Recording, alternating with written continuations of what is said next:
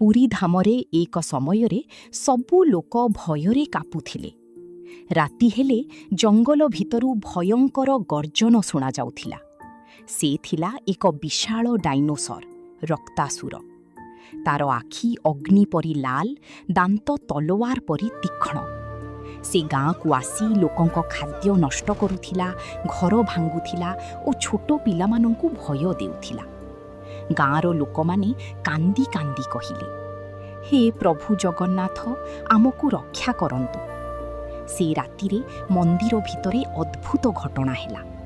ଘଣ୍ଟା ଆପେ ଆପେ ବାଜିବାକୁ ଲାଗିଲା। ମନ୍ଦିର ଭିତରୁ ଦିବ୍ୟ ଆଲୋକ ବାହାରିଲା। ହଠାତ୍ ପ୍ରଭୁ ଜଗନ୍ନାଥ ନୀଳ ଆଲୋକରେ ପ୍ରକଟ ହେଲେ।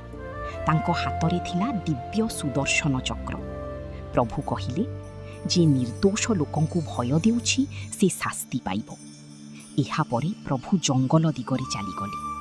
ଆକାଶରେ ବିଜୁଳି ଚମକୁଥିଲା, ପବନ ଜୋରରେ ବହୁଥିଲା। ଡାଇନୋସର ରକ୍ତାସୁର ଗର୍ଜନ କରି କହିଲା, ମୋତେ କେହି ରୋକିପାରିବ ନାହିଁ।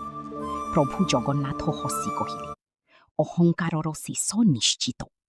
ତାପରେ ସୁଦର୍ଶନ ଚକ୍ର ଆକାଶରେ ଘୂରିବାକୁ ଲାଗିଲା। ଡାଇନୋସର ଭୟରେ କାঁପି ଉଠିଲା। ସେ ପଳାଇବାକୁ ଚେଷ୍ଟା କଲା, କିନ୍ତୁ ଚକ୍ରର ଦିବ୍ୟ ଆଲୋକ ତାକୁ ଘେରି ନେଲା।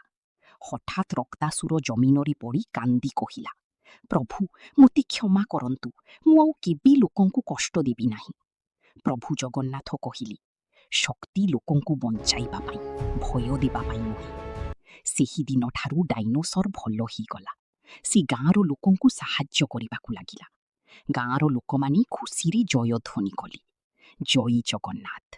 ନମସ୍କାର।